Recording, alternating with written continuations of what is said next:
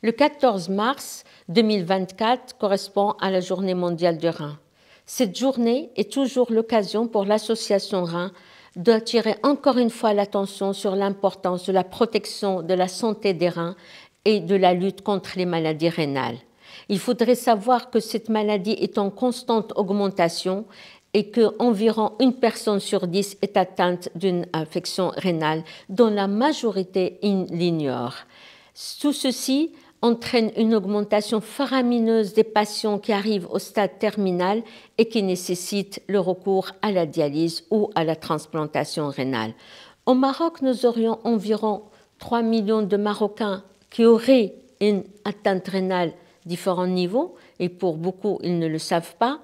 On a environ 38 000 personnes dialysées dans plus de 450 centres de dialyse, et il en aurait à peu près 3 500 personnes qui arrivent chaque année au stade terminal et qui s'ajoutent aux autres patients dialysés et pour avoir un besoin en dialyse. Tout ceci constitue un poids économique, social très important et très lourd.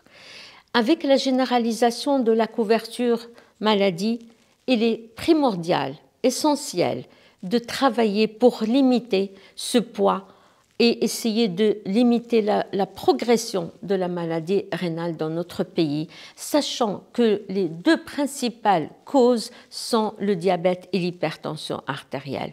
Nous devons beaucoup travailler en amont pour éviter que les patients arrivent en dialyse pour le diabète, par exemple, qui constitue environ 50% des causes dans nos centres de dialyse. Il est essentiel de travailler pour intégrer la problématique de la maladie rénale dans les programmes nationaux. Il est très important qu'on donne une importance à cette pathologie coûteuse, difficile et qui emporte des vies. Par ailleurs, on le sait tous les domaines ont été investis par le numérique. Le numérique qui s'est introduit dans la santé de façon générale, en néphrologie, en dialyse aussi de façon assez particulière.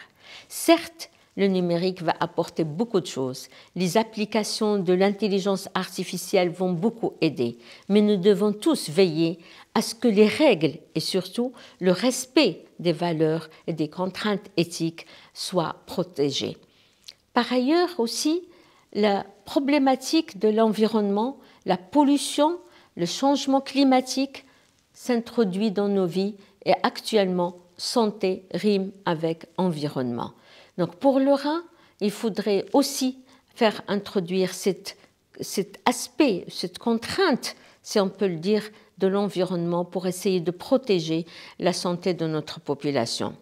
Nous sommes tous concernés, nous sommes tous responsables du patient qui doit avoir une connaissance et malheureusement, l'éducation du patient n'est pas toujours prise en considération.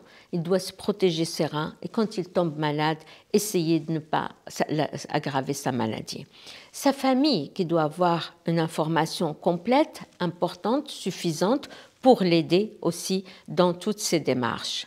La société d'abord pour essayer d'éviter tout ce qui peut entraîner une pathologie rénale, les facteurs qui l'aggravent et essayer de l'éviter.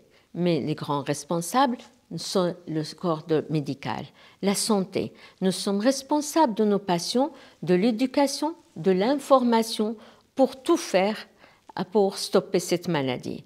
Le médecin omnipraticien ou médecin de famille doit prendre en charge ces pathologies avant les stades avancés. Il doit informer les patients, il doit aller toujours chercher s'il y a un petit problème rénal pour le diagnostiquer à temps et donc le traiter à temps. Les pouvoirs publics, les associations doivent aussi s'intéresser à cette maladie qui va devenir une des maladies les plus meurtrières et surtout, elle reste la maladie la plus coûteuse. Tous ensemble, on peut protéger la santé de nos patients et on voudrait aussi arriver à avoir une équité pour tous les patients, tous nos concitoyens, aussi bien pour le diagnostic, l'accompagnement que le traitement.